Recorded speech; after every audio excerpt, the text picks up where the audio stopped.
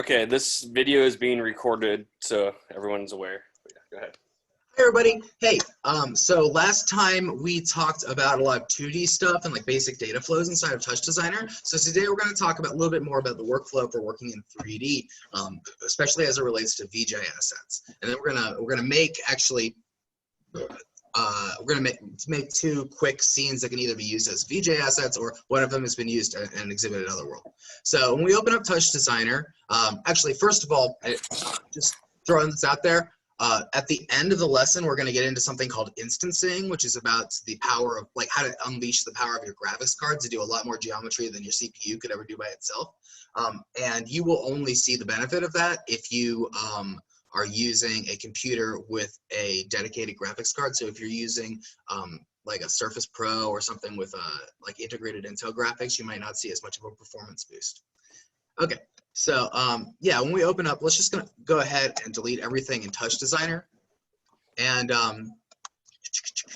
close up my palette as well.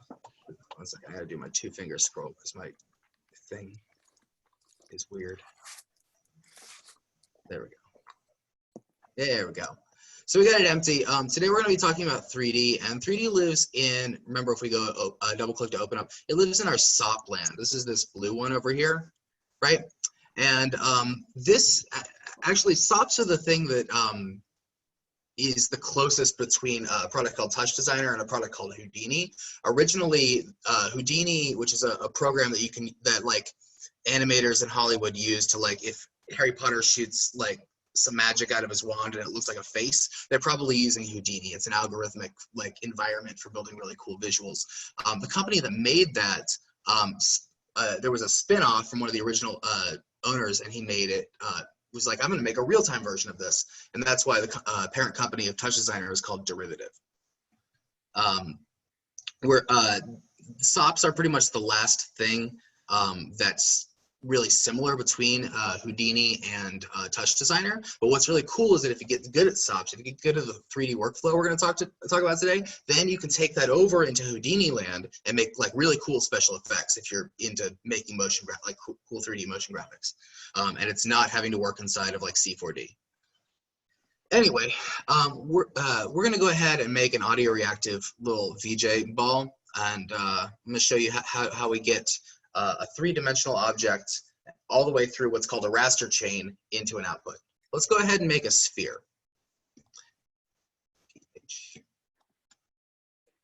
And we're going to use the default settings for this. Let's see. You can see it's got a primitive type, and for the most part, this doesn't really matter. It's just kind of about the way the computer is like building that shape. We're going to keep it with mesh. We're going to keep connectivity quadrilaterals, but I'm going to show you what that does here in just a second. Now we've got this viewer right here, but we can't send this to any of our VJ effects. It's not really doing anything besides just existing in 3D space. Now remember, we talked about going active by clicking the active flag, this little plus sign down at the bottom last time. And if we do that with our 3D object, we can drag and drop to move around it in 3D. You can also, oh wait, my mouse is being weird. You can zoom if you have a certain type of mouse. But this is not something that I can send to the rest of my VJ effects chain. It's not something that I can mix with. It's just kind of a 3D stuff. If I try to make a null top to send to something, this is not going to wire into this. It just doesn't let me. Now, there is a hack that you should be aware of where you can make any operator visible as a top, and that's to use the op viewer top. This is a hack, and this is just useful for development and stuff, but now it does show in this actual top, this texture operator, this 2-dimensional thing, what I see in that operator. We're not going to do that. We're going to do a real render chain, okay? So let's talk about this. In order to render a geometry, you have to first open up a special component. So we're going to go to our top comp section, and we're going to go ahead and get a geometry. And that's going to hold a 3D object, and it's going to provide something for the camera and the lights to interact with in order to create our render, okay? This kind of acts like the top that we saw earlier. We can drag. You might have noticed that it populated it with a torus by default. This is because this is actually a component and not a SOP. And if we go inside of here, we can see there is actually a torus, oops, one second, zoom in, a torus SOP inside of here. We don't want that. We actually want to render the ball. So we're going to go ahead and delete this, okay? Now, our geo is empty. We're not seeing anything inside of it. Now, we can either do this where we cut our sphere from the outside, go into our geometry and paste it, right? Or, and this is just something that you can use when you're dealing with the three-dimensional workflow of Touch Designer. What we can do is, boop, oops. Go back to when I had that. There we go. What I can do is I can go into this geo and create an in SOP. And in and out objects basically let you build these ports into any container. Do you see how that works? Ever see how that works? You've got this little in port that didn't exist there before, and it's because there's an in inside of it, okay? We're gonna go ahead and use that to drag this sphere over. And the reason we're doing that rather than having the sphere down here is that we're gonna be making this into a real-time object, and it's kind of, rather than zooming in and zooming out all the time when we're dealing with the layers on this, the stuff on this layer that's gonna affect it, and this side where it's actually being rendered, we're just gonna have the sphere live on the outside, and it's understood that it goes inside of this geometry and can take advantage of all the stuff we're going to talk about that the geometry does.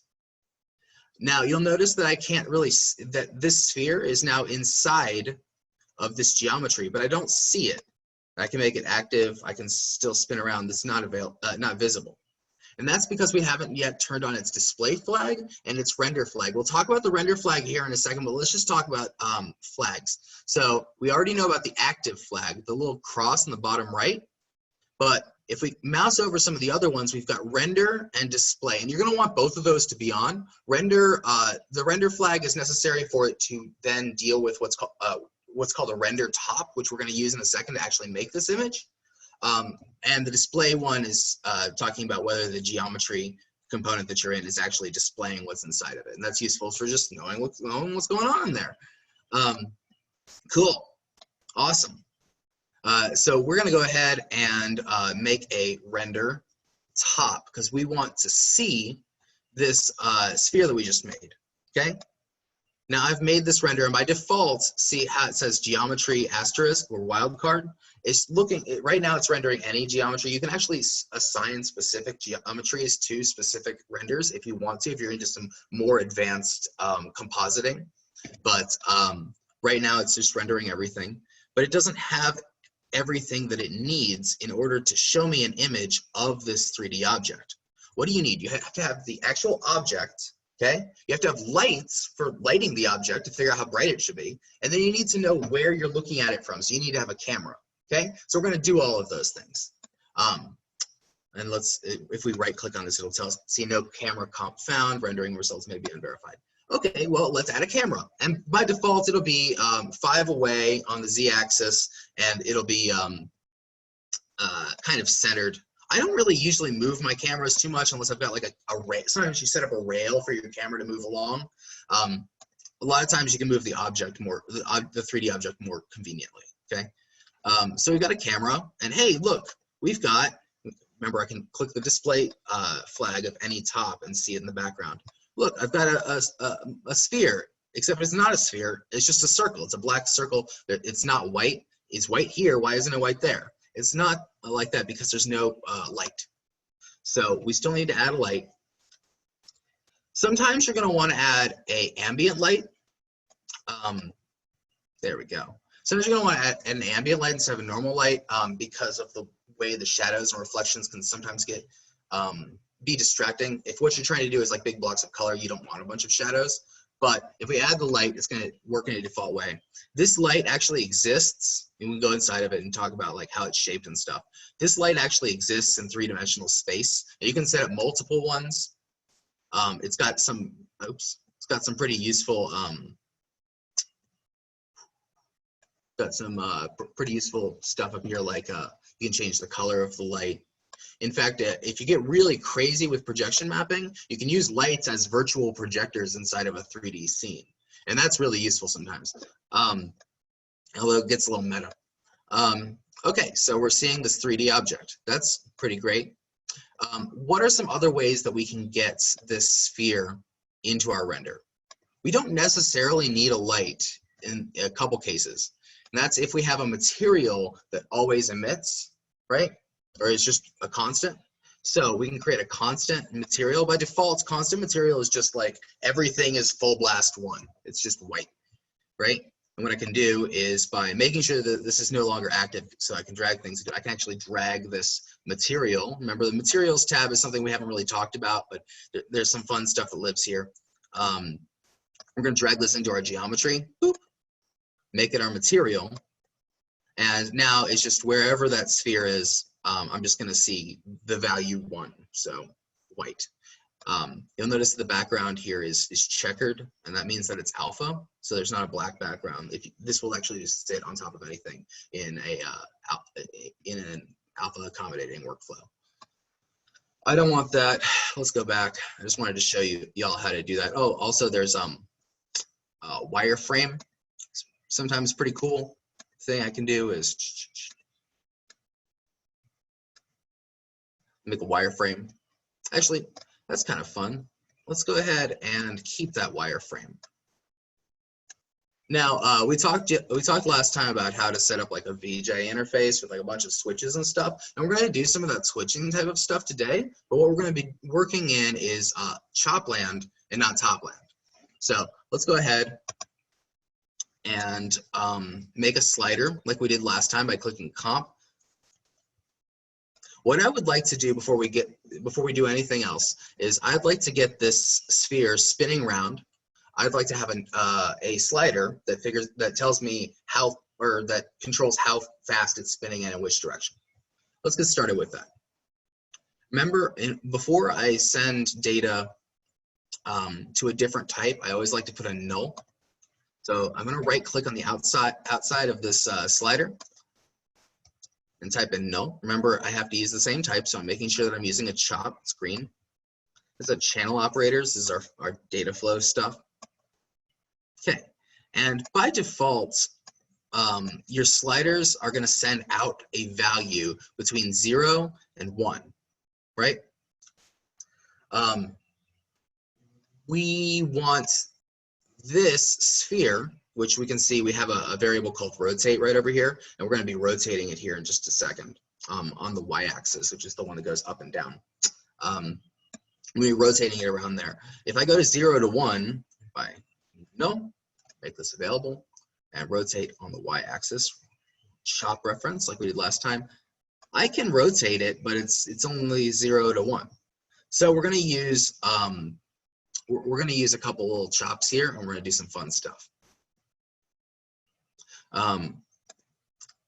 Also, I don't want that slider to just make it, 0 to 360 or whatever. I want it to continuously spin around. So I'm going to use something that's really useful with VJing is if I right click on any of my wires, I can insert something. Let's go ahead, insert a speed. And basically what a speed does is it takes any input that you send into it and it just ramps up that much per second in a smooth way. So see, it's climbing at a rate of what, 0.5 a second, because there's a little less than 0.5 right now.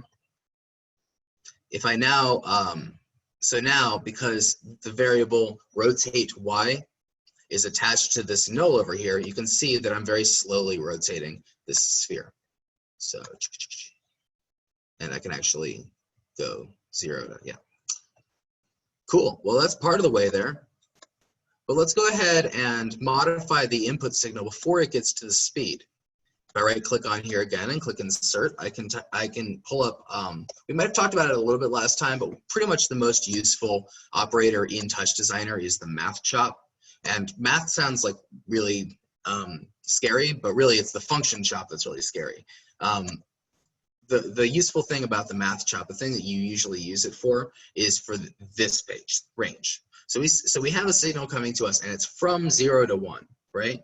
But we want it to be what do we want, like 120 degrees per second or something like that? Yeah, so negative 120 to 120. And of course, we can tune this. Okay, so now this slider, oops, I went inside of it. This slider now controls the rotation of this sphere.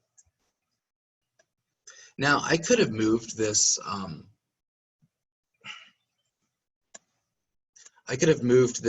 sphere instead with a transform SOP. And sometimes you want to do that so that you can break up, your orders of scaling and translating and rotating. If you have these like highly nested, imagine if you're trying to like model a solar system, you got little moons and stuff.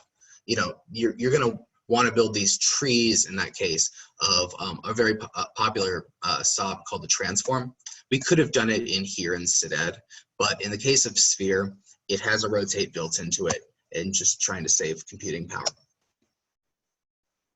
Cool. So we have a little slider that makes it zoom around. Well, what else can we do? We can to a SOP besides just making it, translating it, moving it. Well, what I can remember how we had noise in Topland, where it would just make. See if I can pull up noise. For anyone who forgot, noise makes like just some random blotches. We can do the same kind of thing in SOPland. Actually, we're going to talk about SOP noises, and later today we're going to talk about chop noises, which are super useful for creating sets of random numbers. Okay, what does a noise SOP do to our signal? Whoa, it's crazy, y'all. Basically, what it's doing is it's using maths to randomly make my 3D object blurble around. You can see right here it's shaded differently because what's in the background of my screen is the output from the render top, which is using this wireframe material. But right here, it looks smooth because the default material that Touch Designer uses at this stage is the foam. Cool. Yeah, this is blurbly. This is pretty cool. I betcha, since we got like rotation. Oh yeah, that's slick. Betcha if we hook this up to some audio, we could make something really fun.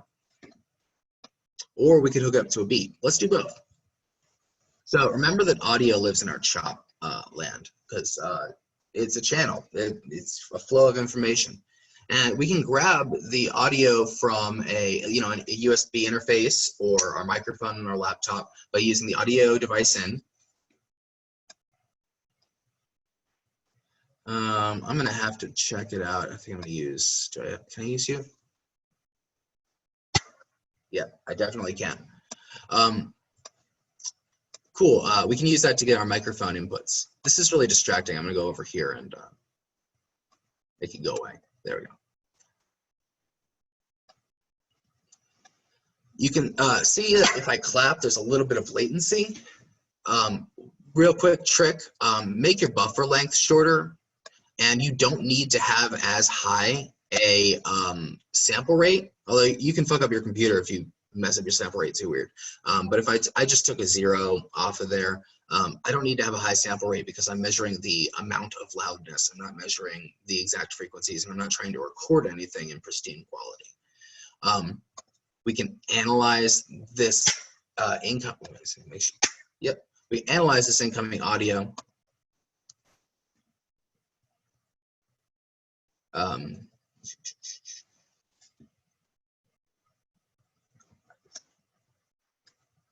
There we go. Using an analyzed chop.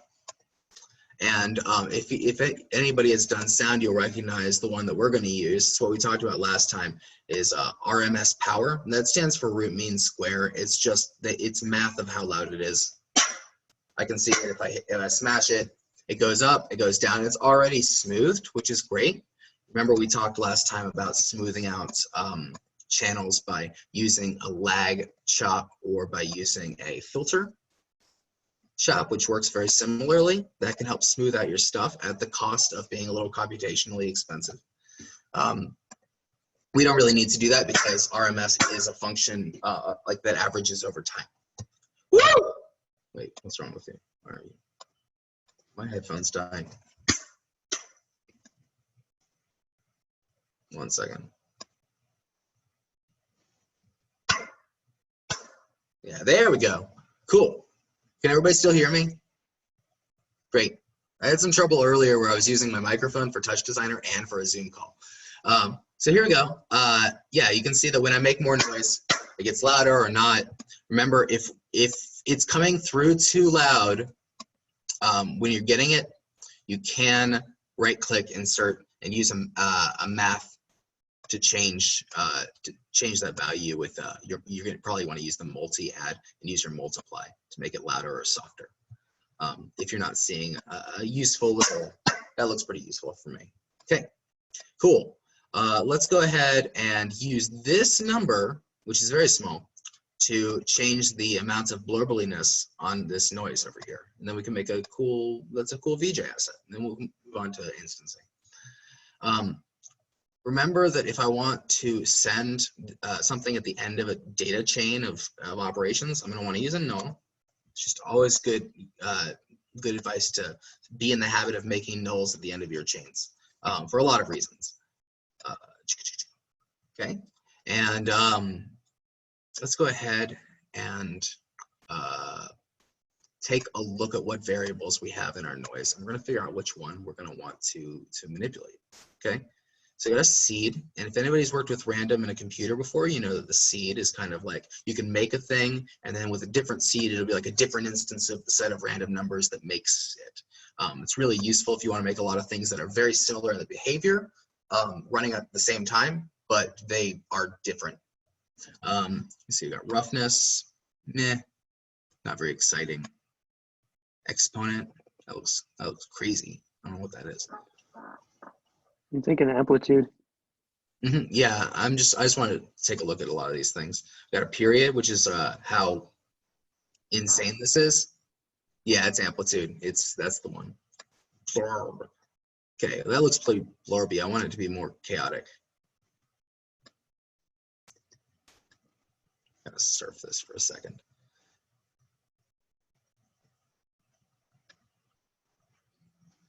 Yeah, that's definitely the one we want. Let's go ahead and make this active so that we can drag it. We're going to drag it over to our amplitude, and it's not going to work, and we're going to talk about why. It's not very much. Like, it kind of works. It's kind of making my ball freak out, but it's not enough because this value down here is just the output of this weird RMS function. It might not be loud enough, or it might be too loud based off of our microphone input. So what I'm going to do is I'm going to go and use one of those maths that we talked about to rearrange it. I'm just going to continue making noise. If anyone's a sound engineer here and you're kind of interested in taking this a little bit, controlling this thing a little bit more, you can use the audio dynamics shop to do compression and limiting, and sometimes that's helpful in a dense mix, especially if you can get this get like a cheap interface because you're only doing analysis, and just ask the sound guy, hey, can I jack into an aux out on your board? That's a really great way to get some of this information. So let's go ahead and we have math. Remember, we got our range and we got this multi-add. I think I need a little bit more. Yeah, that's a lot. Let's get some more. Cool. Well, now it's blurbling around, but it doesn't really look that pretty to me. I think I'm going to go ahead and add one of them fancy lags. Lag. That way I get a little bit more of a thing. Okay, let's go back to our math and crank up that multiply. Oots, oots, oots, oots. Have we talked about this? Manipulating variables in Touch Designer. So you've got your little sliders for some numbers sometimes. You can also click down on a value that you want to change, and it will have by orders of magnitude. So you can see tens, ones, 0.1, 0.01, 0.001, the values. So you can change by incredibly small increments or really big increments. In this case, I want to move by some pretty big increments. So I'm going to move this up to like 15. Awesome, sweet. And now if I make this visible again, you can see I made a cool, funky 3D beat ball, and you can rotate it with an Obby Boy. And it looks pretty. Well, that's fun. That can go out to a little VJ interface. We can remember, like we did last time, I can select all of this and make it click on collapse selected and make a base, and then now all of this lives inside of a base instead of like out here. So that way I can have all my mixers out here without everything getting super cluttered. Remember though, in order to now use the output from here on this level, I'm going to need to make, just like we made an in, we're making an out. Right click, out top. Boop.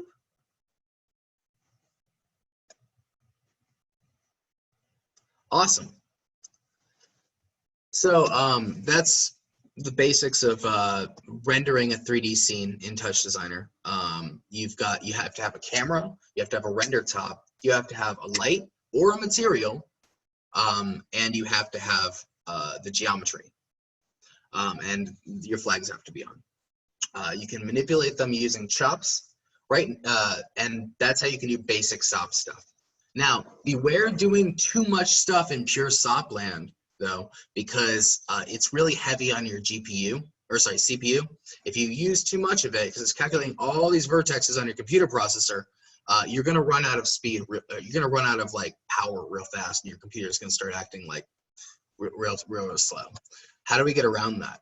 One of the ways that you can get around that is probably my favorite technique. One of the funnest techniques for me for working with 3D is to use something called instancing. And instancing is going to harness the power of your GPU to render a hell of a lot more geometry than you could ever render with just pure SOP land.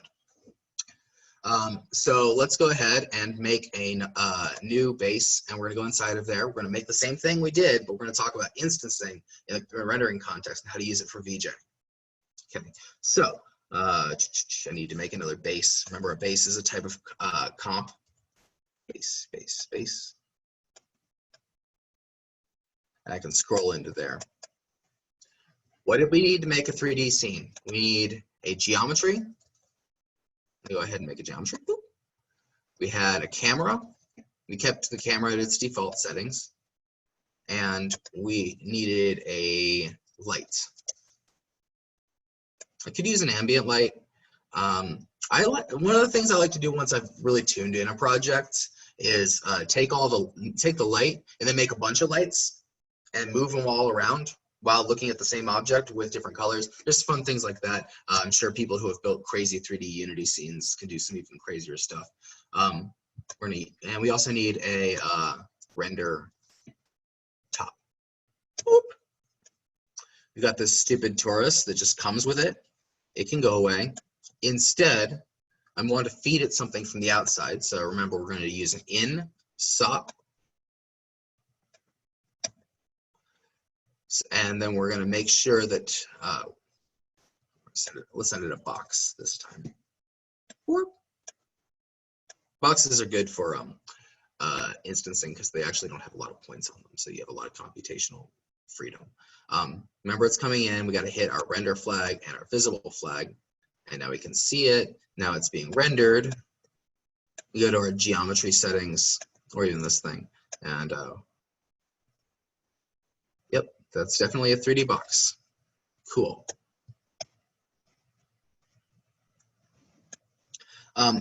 What if I wanted to render 10,000 of these at the same time?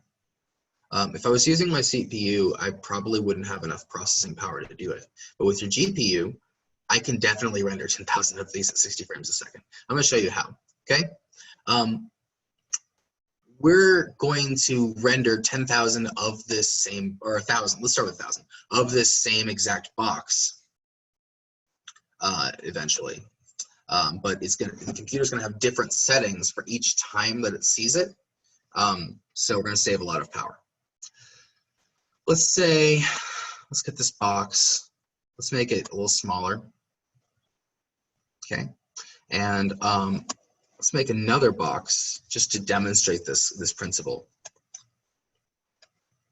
Okay, so this box is gonna have 8 vertexes in it. 1, 2, 3, 4, 5, 6, 7, 8.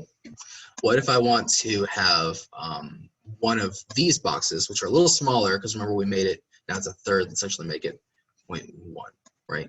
Now it's a bit teeny tiny box. We're going to make one at each of those points to demonstrate this point, and then we're going to talk about like what's going on. This is the default box. I just created it. By default, it has a scale of 1. It has a size of 1. This is the an identical box, but I've changed its uniform scale down to 0.1. Okay. I want to figure out how to put one of these boxes at the point that is represented by the vertexes of this square. And the way that we're going to be doing this is by going into our geo and going up to a tab called instance. And we're going to turn our instancing on. Now, you'll notice that that box went away. There's nothing in my scene, nothing's being rendered because there's no geometry that exists right now. And that's because even though we have geometry that's being rendered, it has no instance data attached to it, okay? Let's go ahead and attach some data to it. Remember how we talked last time briefly about how there are conversion type of operators? We're gonna use a really powerful one right now. If I double click and go to my chops, because we're working in Chopland to control 3D stuff in Sopland, okay? Let's go ahead and we're gonna use a SOP to chop. It's gonna convert the data from this SOP, this box, into something that lives in Chopland. Remember, I like to use nulls at the end of any data chain or anytime I change, just out of good practice. And I can drag this into the SOP to chop. It's gonna give me these squiggly lines.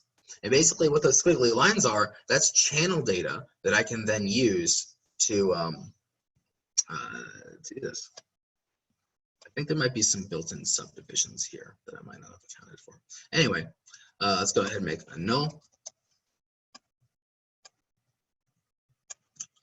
By default, I've just got my points. We'll talk about that in a second.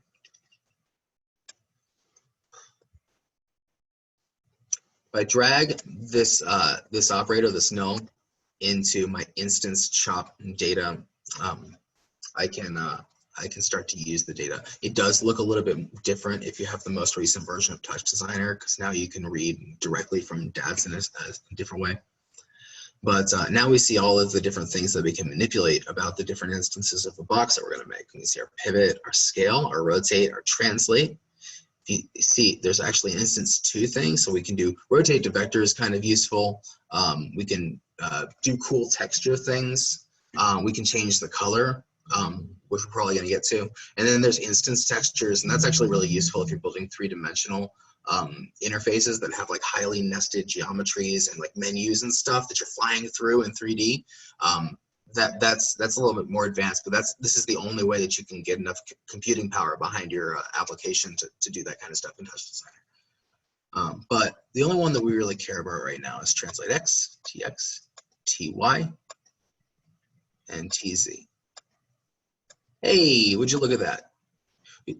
Touch Designer has now taken this data, which represents the points in this cube, and it's rendered it's rendered one of these little boxes that we made at every point.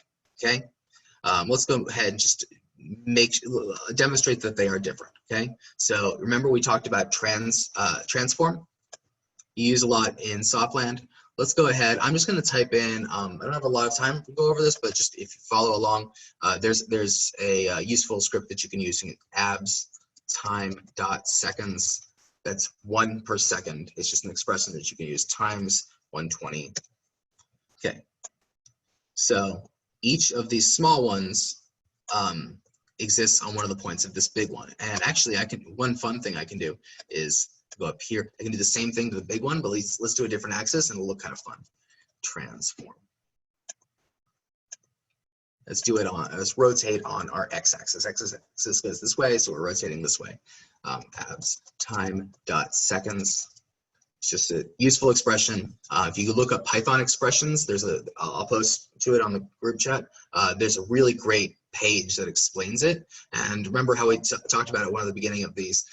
You will accidentally learn Python if you do enough Touch Designer. Times 120. Boop. Yeah, so now we have the big one moving this way, and on each of the points, we have one of these little itty bitty guys, okay? Or let's go ahead and change this. What if we had a sphere? You can have a lot of points on that.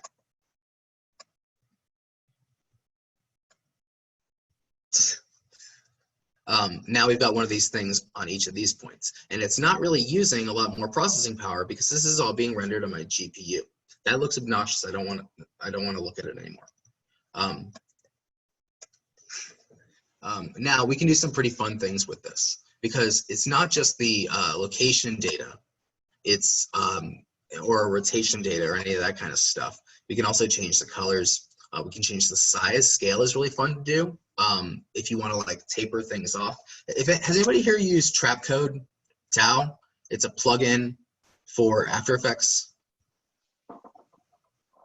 You can do we're about to do something that is similar to what you would do there. And actually, eventually, if you practice this enough, you can make anything you can make in Tau or Mirror easily in Touch Designer, but in real time. Let's go ahead and let's use something that's not a geometry's points. Let's actually build a big old snaky doodle, and we're talking about how data gets manipulated in Touch Designer.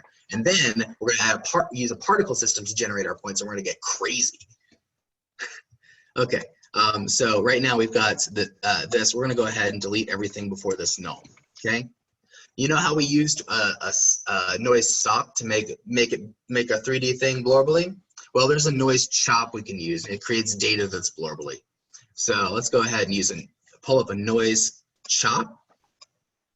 And we're going to drag it in here, and we're going to get nothing because it's expecting channels. If we go over to our tabs in our geometry, it's expecting channels called TX, TY, and TZ. Okay, so I got some nasty looking chunky data right over here, but it's just one thing, and it's not the right stuff. Now I could make 3 of these and use a rename chop to rename each one and then merge them all together to make a TX, TY, and TZ. But there's a hack that you can use, and this is super useful, is when you're making noises, right? If I go over to my channel tab in my noise, okay, one of the weird old T-script legacy things is I can type in T, open bracket, XYZ, and now I make one called T, one called, TX, one called TY, and one called TZ, as you can see here. And now I got a big old snaky boy. He's rotating around. I actually don't want it to rotate, so I'm going to click my bypass because I might want to revisit it moving around, but not right now. And now I got a big old snaky boy. My snaky boy, if I manipulate the data of my noise, I can change how long it is, how many points there are. I don't actually like this one. My period. It's pretty useful. I can try other algorithms for making data noise. Random is sometimes useful if you just want to put things in put a bunch of these in random places in 3D space. And remember, real quick, before we move on, that a real cool trick, if you just make something that looks cool as a snaky boy floating in 3D space, is you can always just go to your geometry.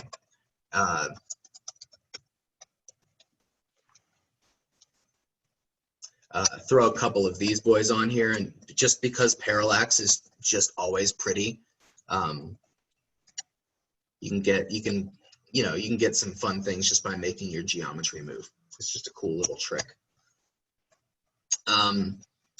Okay, so we got all this noise. I'm gonna go back to like sparse. I like that. Okay, and remember how with the with noise, there's like a transform tab, and we could move it infinitely along one thing with the 2D noise that we did, or we could make it evolve with the third dimension with the 2D noise we did. We actually have those same constraints here. So if I go to my transform tab of this noise, which works very similarly to how the other noises work, it's the same kind of algorithm. I've got to translate translate X, translate Y, and translate Z. And let's just go ahead and drag on those. We can see that translating X means then zoom in on the actual data. It's actually moving. Oops. There we go. Actually moving through the data sequentially. But if I move in Z, and let's not talk about Y because it's confusing mathematically, I can change the randomness. I can even add those little expressions. Let's make it times 13. Now that makes it move around like that. Kind of ugly, but I can see how some people could like it. I could take it off of my Z and maybe translate sequentially like this, and now I got a snaky doodle, okay? In fact, you know what? I kind of like that snaky doodle. So let's kind of do the same thing that we had before, where we had a scaled, like knobby boy, like a slider, and we're gonna make it control how quickly this snake moves through this. And then we're gonna give it some color, and we're gonna talk about the other things besides just moving it into a place. Okay, cool. Is everybody following along with me so far? This makes sense? Cool. Great. Let's go ahead and do the same thing that we did that one time. So we're going to go ahead and make a slider. Boop. Remember, by default, the output of the slider is 0 to 1. Okay? And just because I'm a slut, I'm going to add some lag to make it like nice and creamy when I move this knob. People can see it. If you take a slider and directly attach it to a visual, it will look as jerky as your fingers are. I promise. So even though it eats up some computer stuff, putting a lag or a filter, it just makes a big difference. Sometimes your MIDI controller will have that built into it. And make a null. Remember, we need to put a speed, because we're going to use this value to tell it how quickly to move. There we go. And now let's make this value our translate. Doop. It's going to be probably pretty slow. Yeah, it's really slow. So instead of 0 to 1, I want this to be like negative 22 probably to 22. Let's just try that with math. Go ahead to our range from 0 to 1 now equals negative 22 to 22. And the speed will make it that much per second. Yeah. You know what? I want even a little bit more than that. 33. 3. Okay, cool. And you know what? I'm kind of feeling like, you see how there's like, it's made of a bunch of little boxes that are all attached to each other? To my eye, it might be fun if I could control how close those were to each other. Okay, and I can do that by like changing the number of boxes by going into my noise into my channel and like saying, it's a very confusing way that it figures out how many samples, but I could say it changes from seconds to samples and say, hey, I need it to be this many. Instead, let's just attach it to this other variable that looks pretty cool. Okay, it's our period. And we're going to figure out what could be fun to look at. Wow, that was really fast.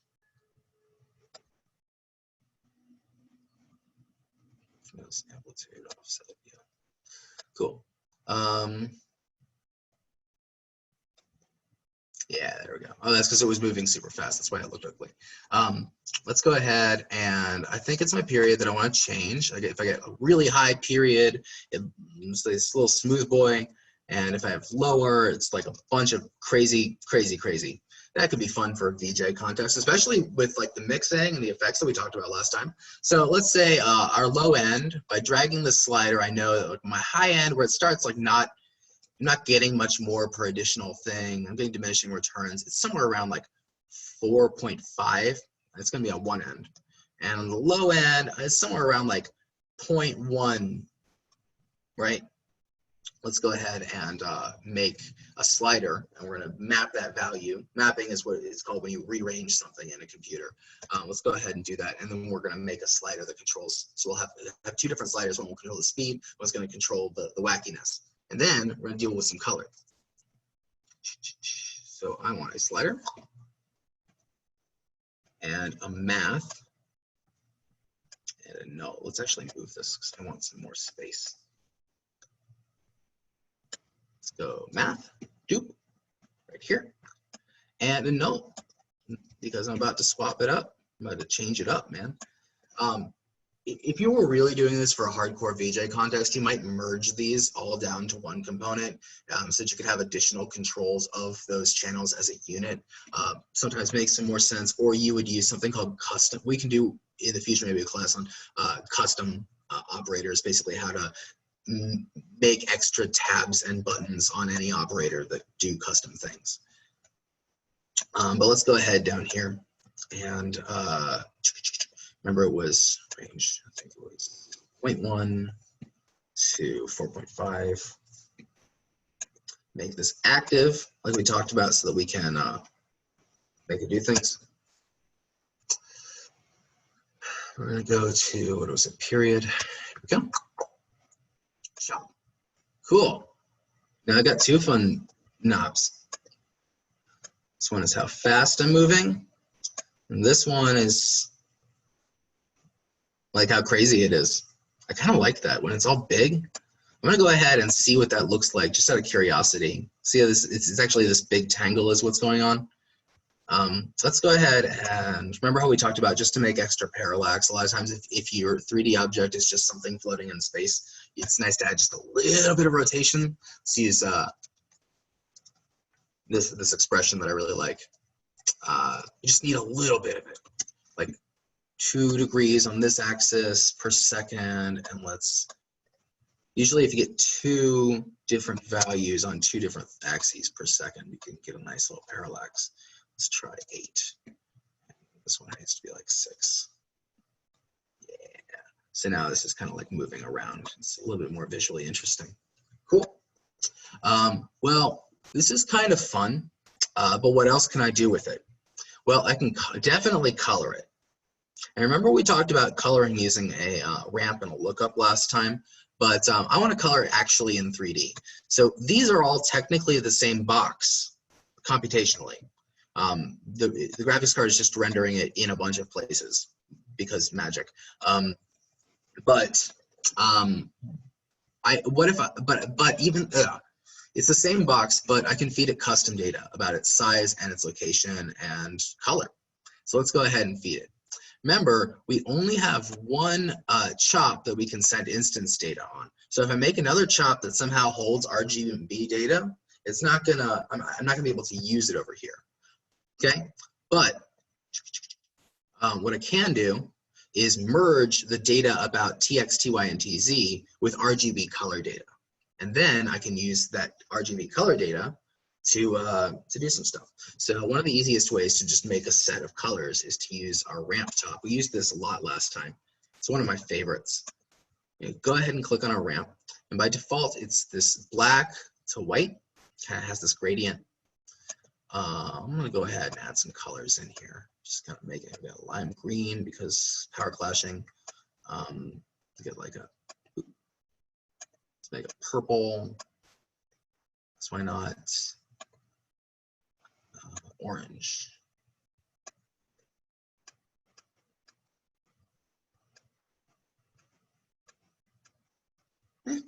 Whatever. It does a thing. Oh, do this thing. Cool. Now I got a bunch of ugly colors. Actually, you know what? I want this to look like a Janelle Monáe music video. It's only going to be purple and blue. There we go. And white. Makes it look classy. I want this snake to be these colors in this order. So I want the big front of it to be white, and then I want it to fade to purple, and then I want it to fade to blue. All right, so blue, and then I want it to go black. And in fact, we can do one better than black. We can click over here on the actual black on the ramp, and we can turn the alpha down, and like it will literally like disappear in its tail. It's gonna look super slick, especially when we add its scaling and make it like tapered at the ends to like be real slick. And then we're gonna go over and we're gonna do it, Dan. We're gonna do it with particles. I'm gonna show you how to make it all face. Like notice how the boxes don't face the direction they're headed. We're gonna do that. Okay, cool. I've got this. I need to put extra color data in this null that's being referenced. So I'm gonna go ahead and use a merge. Merge. Okay. Remember that I have these conversion operators. So I have a top. I want a chop of the top. So I use a top to chop. Top to chop. And by default, it's just one row of data. It's my RGB color data. It's super useful. So I can go down here, drag it. Actually, that was bad. I should have used a null. Use a null and then I drag it. Oop. Okay, now I've got this RGB data. This is the ramp visualized as chop data. And I'm going to add this in to my TX, TY, and TZ noise data that's controlling the location. Now, this has a different number of samples. You notice this has like 251 samples, okay? And this is where you can get into some trouble. This has like 601 samples, okay? By default, it uses this like automatic, it's like stretching. This kind of tries to fit the one to the other, okay? So in this case, we still have like the number of samples that are in the biggest chop, that is this noise over here. And it's kind of just stretched this color data to match it. That's good enough for us. I think we can do a little bit better though. Let's just go take a look. I like stretch to min max. That'll give us a nice one. There we go. So nothing changed because we need to go over into our geo, into one of our instance tabs, not in the first instance tab, it's in the second instance tab. And we're going to use data just like we did where we took the TX, the TY, and the TZ. We're going to go over into instance 2. We're going to use our R, our G, and our B. Cool. Super duper. And A. We need A because remember we wanted it to fade. There we go. That's giving me some weird rendering stuff on that top layer. But let's take a look what we got. If I by the way, if I right click on these things, I can view them separately. That looks kind of cool. That's pretty cool. I want to do one last thing that I like to do when I make little guys like this, and that's to kind of taper the ends. So if I show you by moving the, wait, where's my period really high, you can see that the front of this is kind of, oh, let's flip this actually. I want the front of it to be white. Flip X. There we go. Now the front of it's white, which makes more sense. Notice how this is kind of like big. I want to make this like snaky boy, a little slicker. So I want, instead of them all being the same size, at the front and the back, I want them to be smaller until they fade into nothing. That'll just make it look a little bit nicer. And the way that we can do that is by, remember we merged color data. Well, we can merge all kinds of data, okay? We're gonna use, one that's really useful to use is a pattern chop, okay? A pattern chop makes patterns of data. So by default, it is a sine wave. I only need half of that sine wave, and I got a nice, nice tapered shape. Okay, so got a number of samples, 0.5. Now I've only got the top part of that sine wave, first part of the function. I'm gonna change the name of the channel to size and merge it. And now we're gonna make,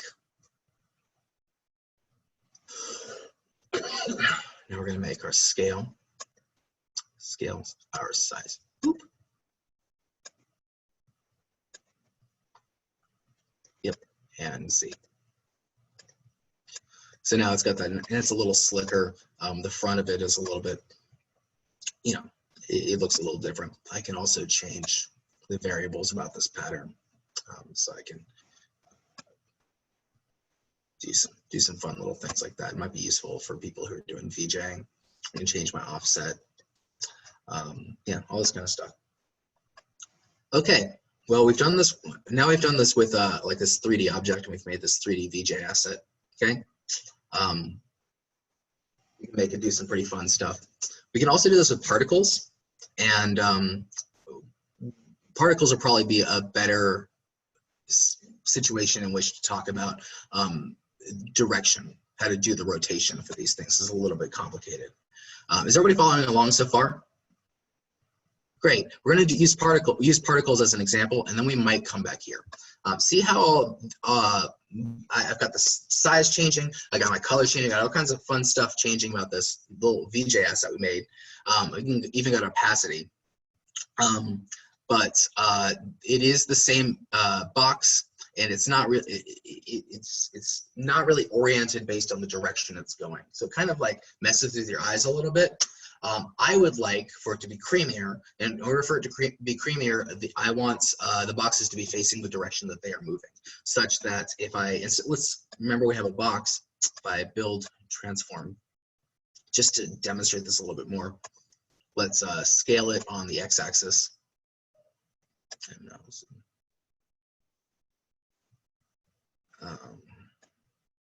By single digits, such that it'll actually look like it's gliding around that shape, because that looks kind of derpy. Actually, I'm going to take, just to demonstrate this a little more, I'm going to go to my transform and stop these rotations. You can see that my snaky boy is made of these ones that are oriented in the same way. Let's get rid of that, okay? But in order to demonstrate that, let's pull up a particle system, and we're going to be instancing based on the particles in a particle system, which are real cool, and not on the other thing. Let's go ahead and copy that by zooming out. We're going to copy that base. We're going to go back in, because we don't need to rebuild all this. Like, I could go over again, but we've already went over. You build a geometry, you have to have a camera and a render and a light. That's pretty easy stuff, okay? What's cool is dealing with all this instance data. Now, let's go ahead and change one thing just up front. This box is going to have to be a lot smaller if we're using a particle system. Let's start by making it a quarter of the size, 0.025. And you'll see why. So now it's teeny tiny. If I wanted to make a little slider, by the way, that controlled the size of the basic object, that could be cool too. And sometimes that is useful when you're VJing. Let's go ahead and take all of this stuff that's based off of this noise. Everything is attached to this noise, and we're going to go ahead and delete it. And we're also going to delete, or we're going to keep this kind of like over here. We're not going to really use it. And instead, remember how we had started off not with just a chop generated set of data, but we actually used a SOP, and we used a SOP to chop, and then we manipulated the data? We're going to do that right now, okay? So let's go ahead and create a particle system. Particle. Wait, what's that red X for? It needs a source. A particle system takes a bunch of inputs because it's a really complicated mathy thing. It runs on your CPU. That's why we use the GPU for rendering. And so we can send it all kinds of different data. We need a particle source. Let's you know what's a shape that has a lot of vertexes? A sphere. Let's go ahead and grab a sphere, and we're going to make it our particle source. That's cool. Let's zoom in. We should be able to see. You can see it's like actually spitting out the particles. Can everybody see that? It's kind of spitting out the particles in the order of the vertexes. So you'll see it's on the backside now, and it's going around and around. One by one, it's shitting out a particle. The particles are just floating there for a second because they have some attributes that we'll talk about in a second. I want to use this particle data to instance. So let's go ahead and make a null just to see what's happening a little bit better, okay? So we have a null, and we'll use a SOP to top, or SOP to chop. SOP to chop the okay, and we're going to merge this with the rest of our data. Okay, that's pretty big.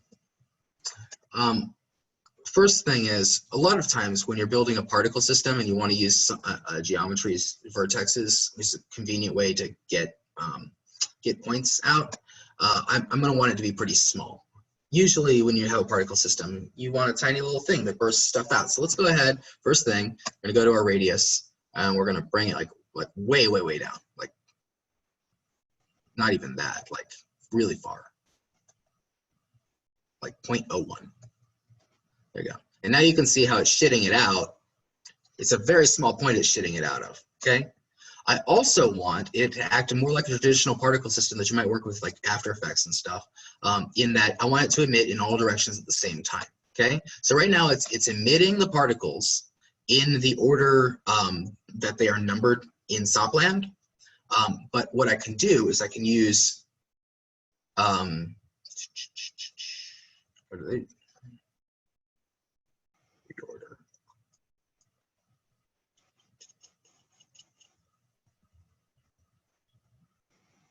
They change it.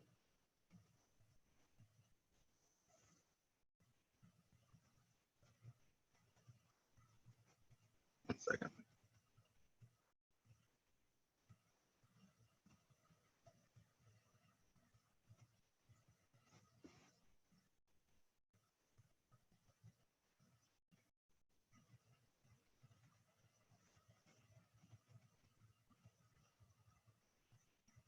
Oh, I guess they took it away. Well, there's a reorder one. There's a way to get it. I'm gonna go ahead and just not wait on this. I'll put it in the project file that I'll send to the group. Okay. There was a reorder. Maybe it's resample now. No, it does look kind of cool though. Well, now it's sending a bunch of stuff out. We can also do forces on these. I'm just going to quickly build a force, and we're going to use it to manipulate this, and then we're going to start talking about some fun things we can actually do. Okay. I can make a metaball. The metaballs are cool because I can hold forces, and forces are one of the cool things about particle systems. Let's go talk about particles, by the way, before we use metaballs on them. Go to forces. You can see that we have this section with things like wind, which let's just play with wind a little bit. Whee! I don't really like wind. Or, you know, you can have some external forces. Turbulence period doesn't do anything because we don't have any turbulence, but if you bring up some turbulence, it's kind of like what noise does, but it's with a particle system. We can use it to make these particles dance a little bit. You know, a bigger period is going to be a little more blorbly. A smaller period, it's going to be like a little more wispy. One thing that's kind of fun to do is if you get like one thing that's kind of fun to do, actually, let's just do it right now, is let's build a button. Button. There we go. And we use this, and we hook this up to a count. It's going to count the number of times that we hit the button. We change the button to momentary. Ooh. Okay. And we're going to make a null.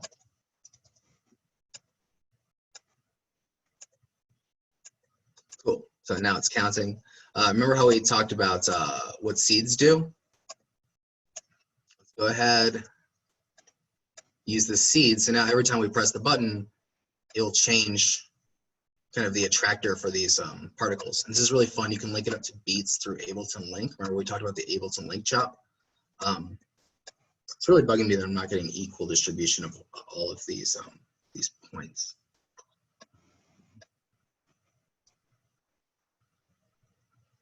Yeah, I'll have to send that in the final file. I'm not digging around for that right now. Okay, so now we want these to face in the direction that they're supposed to be facing. Oh yeah, sorry, we wanted a metaball. Let's add an extra force. The third one down in here is the force, and we can attach a metaball. Just real quick, I'm not going to go too deep into this, to a force. Forces are fun.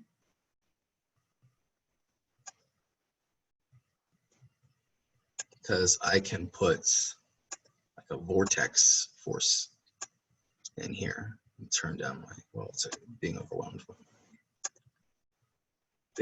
by turbulence. Let's turn this turbulence down. Oops. There we go. Now I can have this vortex here. That's going to swirl my stuff around. You know what? These particles look like they're dying a little too fast. Let's go talk about my particles tab in my particle.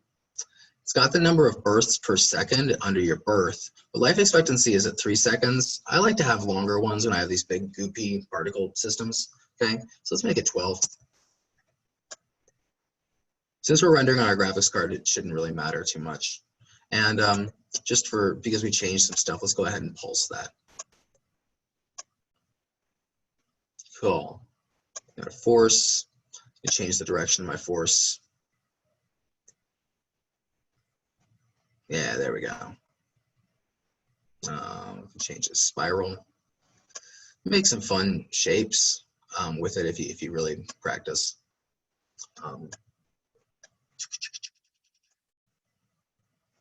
Yeah. So now I got a big goopy particle system. Let's go ahead and talk about getting these guys to face the right direction. Make a little more space out here. What do I need to know in order to find the point that I'm instancing and what direction it's facing? What I need to know is where it is now and where it was last frame, okay? This is super easy to do, but it's kind of complicated. So if anybody doesn't follow along, just let me know and I'll kind of like, I'll circle back, okay? This data coming right out of our SOP to CHOP is our instance data of just TX, TY, and TZ. It gets mixed with our color data over here. It gets mixed with our little pattern boy over here, which is a little, it doesn't really work super well in this particle context, but keeping it because it looks a little slick.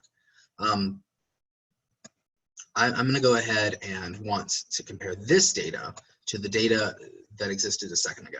And I can do that using my object chop, okay, and my feedback chop. So I'm going to go ahead and without right-clicking to make a new thing, let's just somewhere along here make a feedback chop. And what a feedback chop does, it just like the feedback top, is it looks at the last frame. So if I drag this into here, the data over here and the data right over here, they look very similar because there's only one frame of difference, but this one is the last frame's worth of data, okay? And I want to compare that to the other one, okay? So I can use a special chop. It's called the object chop, super useful, okay? And what object chop does is it takes two things and it looks at their similarities and differences, okay? So I'm going to drag this into input 1 and this one into input 2. Great. Okay. And see how it has a tab? Let's move it up here and kind of, no, actually, we're going to do it. Up here, it's got all these things that are compute. The one we want is bearing. Okay. And that's going to give us our rotation X, Y, and Z.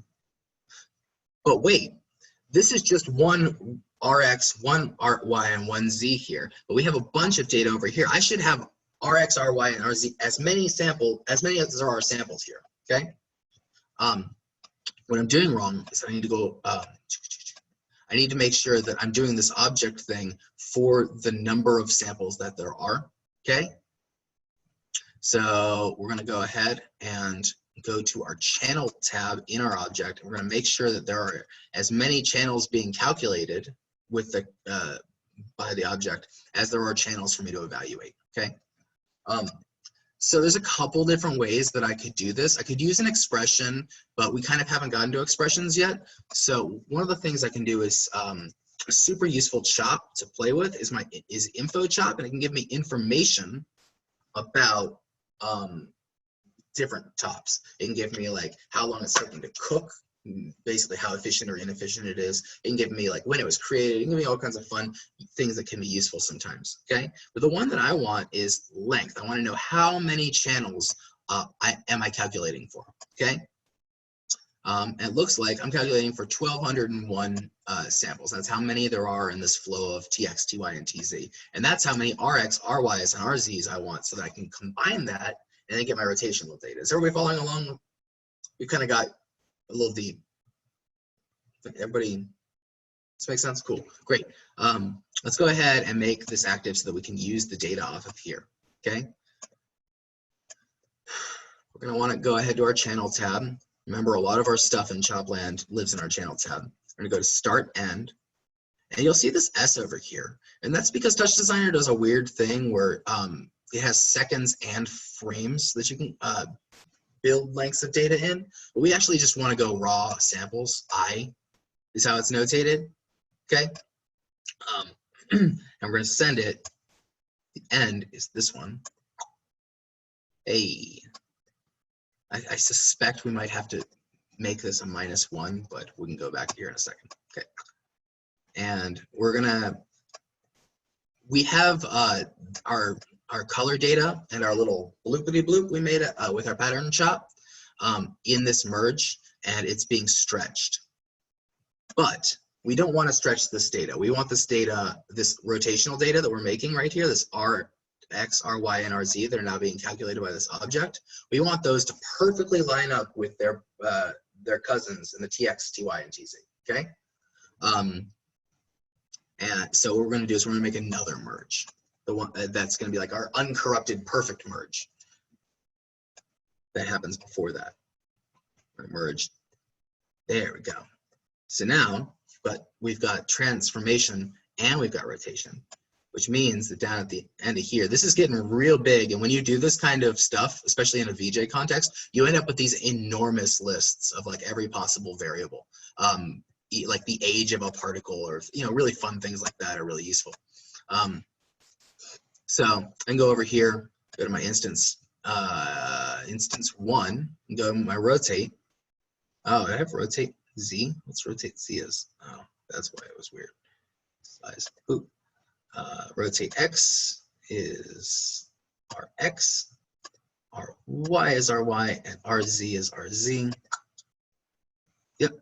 And now my particles are all going to face the direction that they're moving. So I can make this a little bit bigger to kind of show that off. Okay. Another thing that I can do is I can take this chunk right here, essentially make this chunkable. Okay, let's make this like a null. It's going to allow us to translate it over to the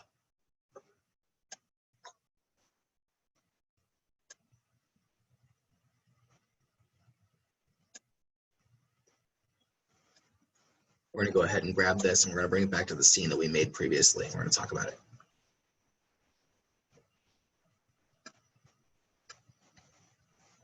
Okay, it's up here. Get this stuff down here.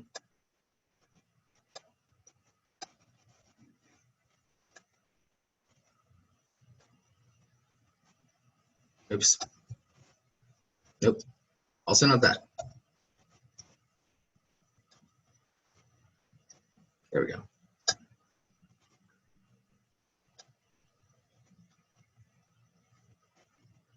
And now we should have the same thing over here.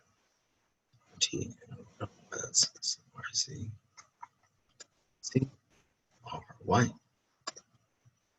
RX. We did this right. Yep, now it all faces the right direction. Scale C is size. Great. So we've gone through, we've colorized this guy, we've done a particle system that kind of works in the same principles. And we've instanced a hell of a lot more geometry than we could have done otherwise. Everybody follow along to this point? Yeah, great. I think so. This is kind of what I wanted to show everybody how to do this time. But if y'all are cool, I'd like to show one more little quick trick that you can use. Is I've got a bunch of geometry over here. In fact, I want to make it look like crazy. Let's make it look crazy. Oops.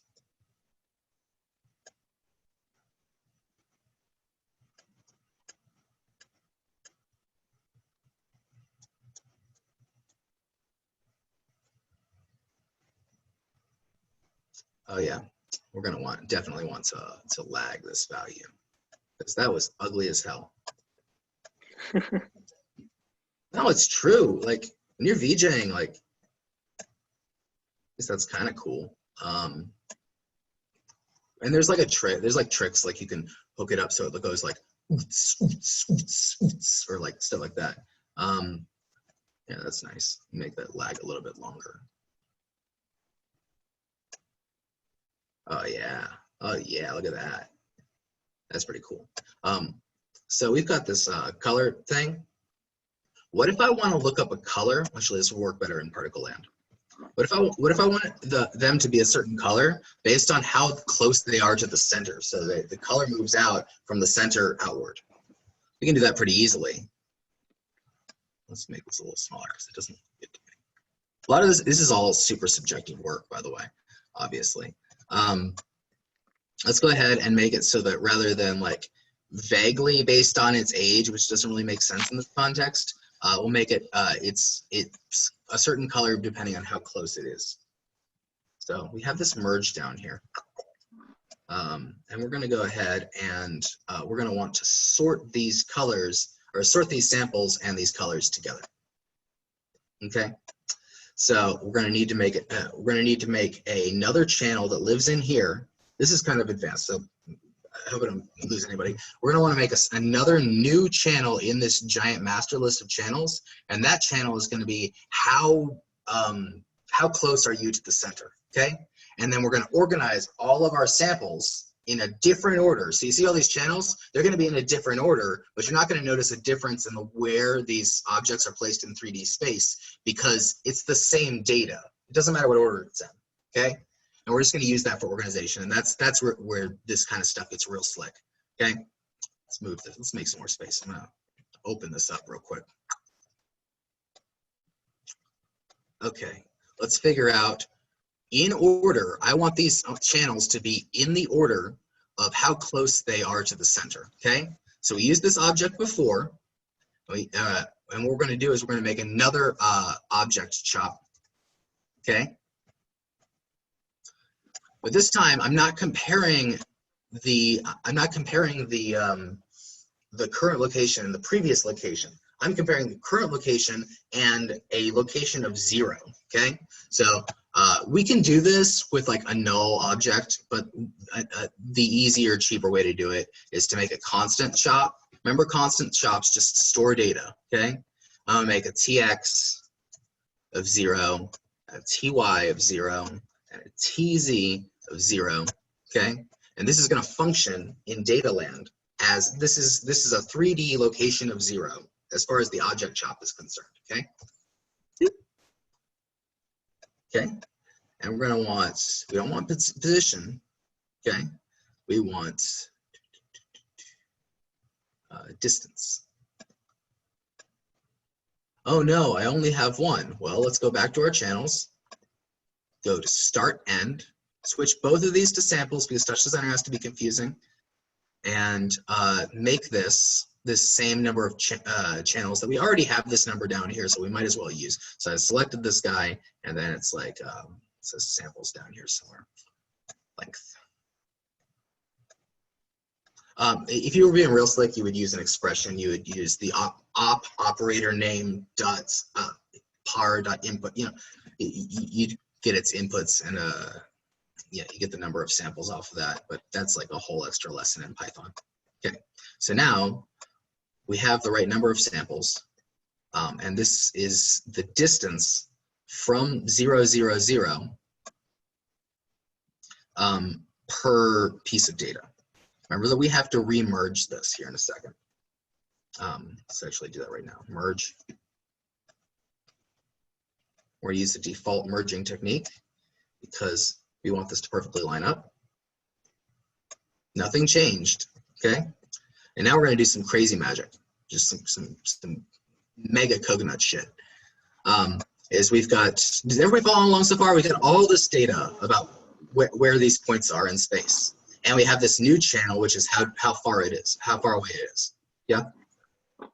Great.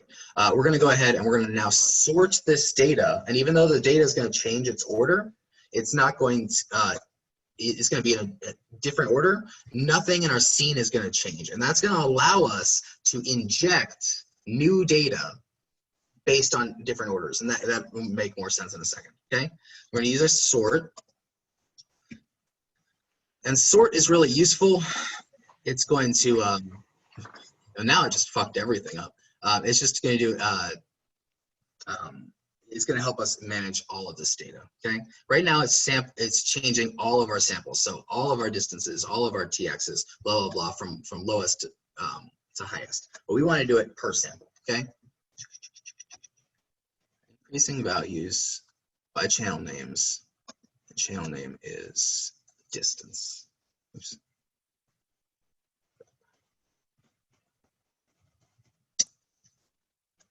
Okay, everybody see what I did there? I made the channel name that it's sorting for, okay? See how my distance is tangled up here? Now it's the same channels, okay? Notice that my 3D scene looks exactly the same. Nothing has changed, okay? But now it is from 0 to 1201. It is now sorting these channels in the order that results in my distance being from low to high, my distance value. So basically they're sorted from close to 0 to far away from 0, okay? And so what that means is that now when I merge it with this, now when I merge it with this, it should work. Let's go ahead. Let's get rid of this for a second. Let's get rid of this one.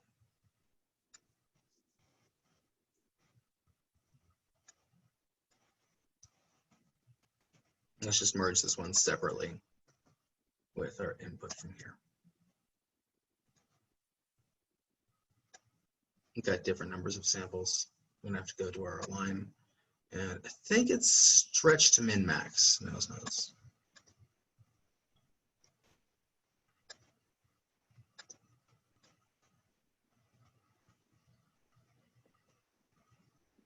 See, that is technically what it's doing is sorting it by how close it is to the center, but it's not convincing me. So let's go ahead over here, change the size of our metaball and our weight. See if we can change some forces so we have a bigger particle system to play with.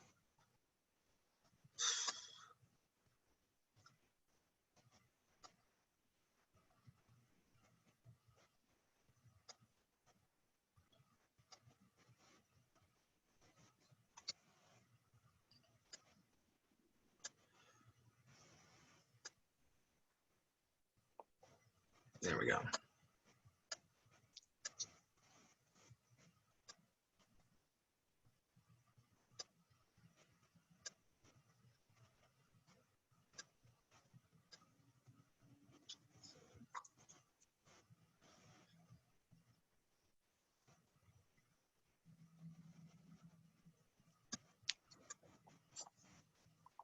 Yeah, I don't know why that's not working, but normally that would work. So that's fun.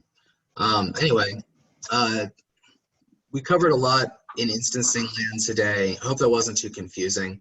I just want to encourage you not to get stuck in SOP land. It's easy to do this kind of stuff all day. You can put some fun effects or filters on it. Like if I go ahead to my, I'll fix that problem, by the way, and I'll send it. I just spend some time digging for it. It'll probably take a minute or so.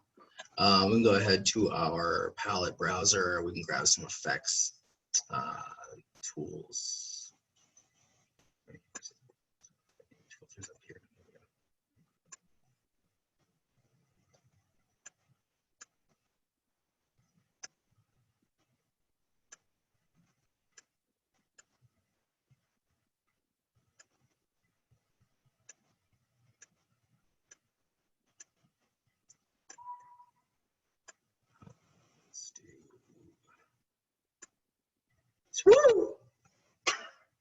You know, that's kind of a standalone. It's kind of ready to go.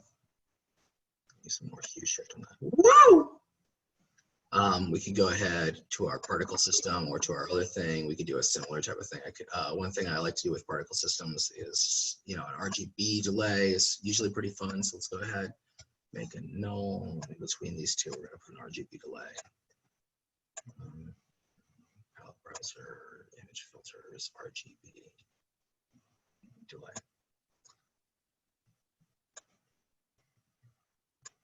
Wire that up. Make this not visible. Make this one visible. So now it looks a little more 3D because we're delaying it. We're delaying the RGB. You know, there's all kinds of fun little effects that we can throw on it. Yeah, that's pretty much what I got for 3D for y'all right now. Does that make sense to everybody? Anything else you'd like to cover maybe next time or in more depth or anything? Just put it on the Facebook group. Yeah. Anybody got any questions? This is awesome. Yeah, thank you. This is all great. I lost Thank you. where the making the rotation of the particles go with everything. I lost a little bit of that step, but I'll just push it back. So Yeah, there's My normal way of doing it didn't do it, but I haven't done this kind of stuff here in a second. So I'll fix it so that it does come out, you know, randomly and look a little bit better. And I'll put it on the thing. I'll probably put like a nice version of this project online tomorrow. But you know, feel free to fuck with this kind of stuff. If you, by the way, you can do some crazy stuff if you like combine this with, okay, so instancing like allows me to take all these points of data and make a geometry there. And you shouldn't do this too much because it's on the CPU and it can slow down your computer, but you can do like a copy, stop. I can't remember which side it goes into. Oh yeah. And I can make a sphere, a really big sphere if I want.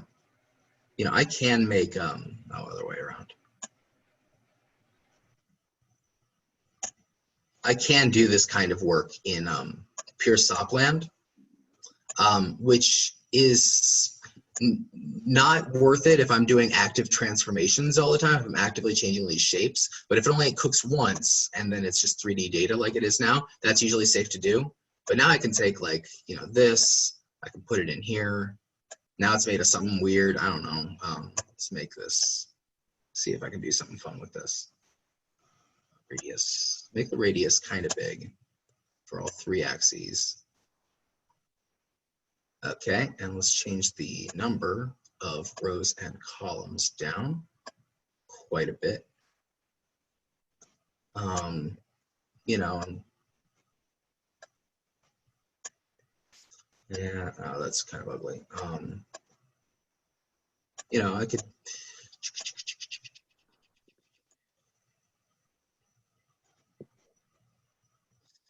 let's make this 12.